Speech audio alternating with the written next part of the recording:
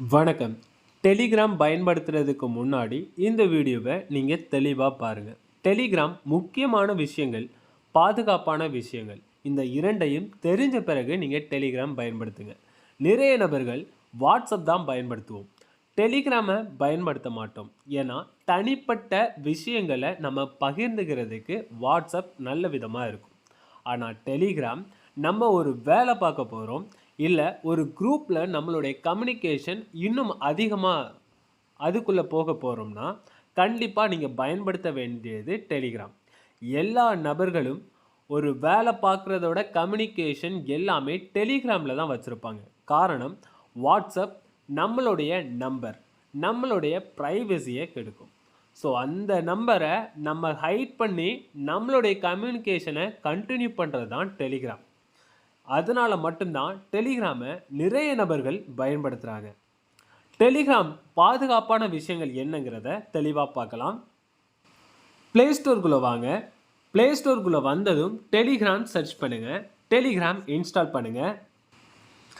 Install பண்ணதும் கீழே start messaging touch பண்ணுங்கள். கண்டினியூ கொடுங்க, அலோவ் கொடுங்க. இது எல்லாம் கொடுத்த பிறகு சைடில் 91 கொடுங்க. இதில் உங்களுடைய மொபைல் நம்பர் கொடுங்க. உங்கள் மொபைல் நம்பரோட கண்ட்ரி மேலே ஷோ ஆகிரும். இது கொடுத்த பிறகு நீங்கள் சைடில் இருக்குது பாருங்கள், இந்த சைடில் உள்ளதை கொடுங்க. எல்லா பெர்மிஷனும் அளவு கொடுத்துருங்க. 2 விதமாக வரும். ஒன்று, உங்களுக்கு ஃபோன் கால் வரும், அந்த ஃபோன் காலை அட்டென்ட் பண்ணாதீங்க. 2, உங்களுடைய நார்மல் எஸ்எம்எஸ்க்கு ஓடிபி வரும், இல்லைனா வாட்ஸ்அப்புக்கு ஓடிபி வரும். இந்த 3 வித இடங்களையும் இந்த மாதிரி வெரிஃபிகேஷன் வரும். அந்த மாதிரி வரும். வெரிஃபிகேஷன் கால் வரலை, எண்ட் ஆகிட்டு அப்படின்னா கீழே பாருங்கள் எஸ்எம்எஸ் அப்படின்னு இருக்கும். எஸ்எம்எஸ் வித் கோடுன்னு இருக்கும். எனக்கு ரிட்டன் டு என்ட்ரி கோடுன்னு இருக்கும். இதை கொடுங்க. இதை டச் பண்ணிங்கன்னா ஓடிபி வரும். அந்த ஓடிபியை கொடுங்க.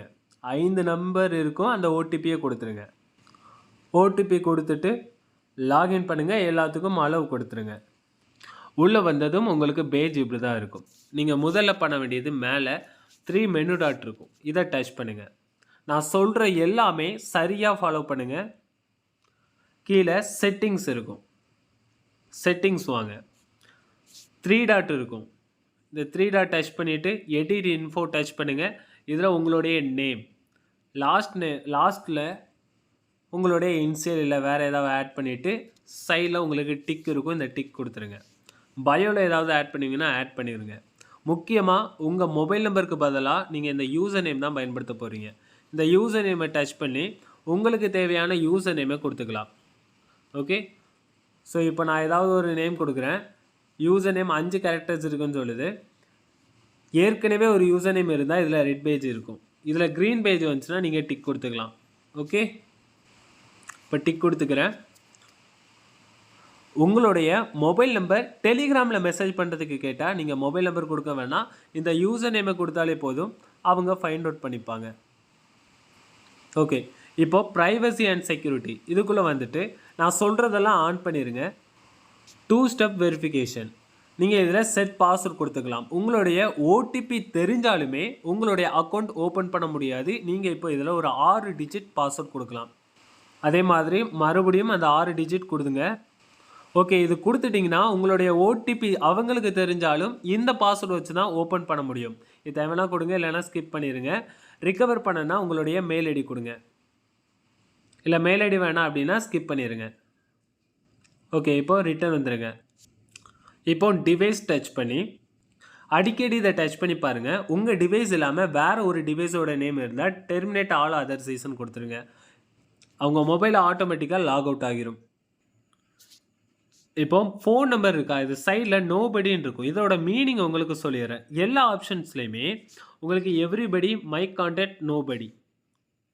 அதாவது என்னென்னா உங்களுடைய ப்ரைவசி தெரிய வேண்டும். மை கான்டாக்ட்ஸ் நான் 10 நபர்களுக்கு மட்டும் தெரிய வேண்டும். நோபடி யாருக்கும் தெரியக்கூடாது. இதுதான் இதோட அர்த்தம்.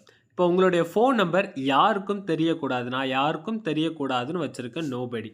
ஓகே, ஸோ இப்போ அடுத்தது லாஸ்ட் சீன். நான் ஆன்லைன் வந்திருக்கிறதோட லாஸ்ட் சீன் தெரியணுமா? எனக்கு பிரச்சனை இல்ல. எவ்ரிபடி குடுத்துருக்கேன். நீங்க தேவைன்னா நோபடி குடுங்க.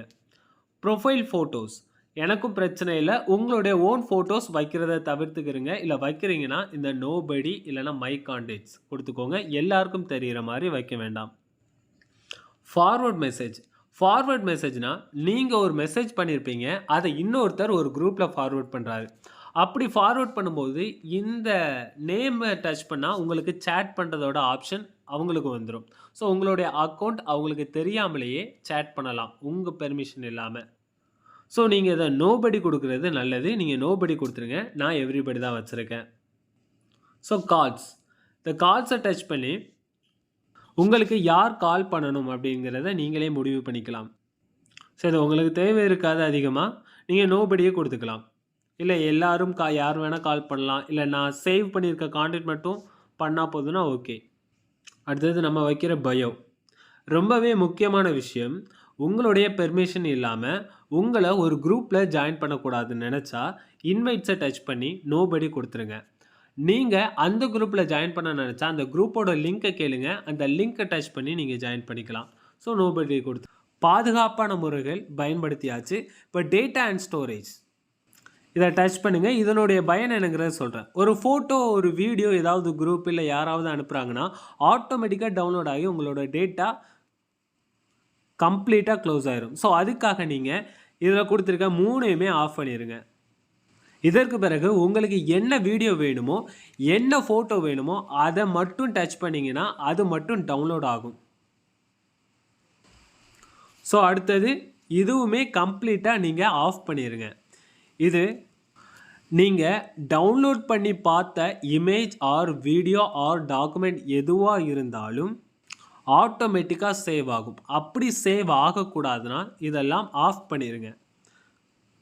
நீங்க ஒரு ஃபோட்டோவ உங்க மொபைல்ல சேவ் பண்ண நெனச்சீங்கன்னா, இப்போ ஃபோட்டோ அனுப்பிச்சிருக்காங்க. நான் பார்த்துட்டேன். மேல சைட்ல 3 டாட் இருக்கும். அத டச் பண்ணுங்க. இதில சேவ் சேவ் டூ கேலரி இருக்கும். சேட் பண்றது எப்படின்னு பார்க்கலாம். ஒரு நபருக்கு நீங்க சேட் பண்ண போறீங்க. குரூப் ஆர் பிரைவேட் சேட் எதுவா இருந்தாலும், இதில நீங்க உங்களுக்கு ஆடியோ மெசேஜ் வரும். இத ஒன் டைம் கிளிக் பண்ணா உங்களுக்கு இத வீடியோ ரெக்கார்ட் பண்ற மாதிரி வரும். ஓகே. ஸோ இப்போ நான் காமிக்கிறேன் பாருங்க. இப்போ இத லாங் பிரஸ் பண்ணா இந்த மாதிரி வீடியோ ரெக்கார்ட் வரும். இது நமக்கு சேஃப் கிடையாது. ஓகே. ஸோ இத ஒன் டைம் டச் பண்ணுங்க. அப்பனா உங்களுக்கு ஆடியோவா மாறிரும். நீங்க ஆடியோவா குடுத்துக்கலாம்.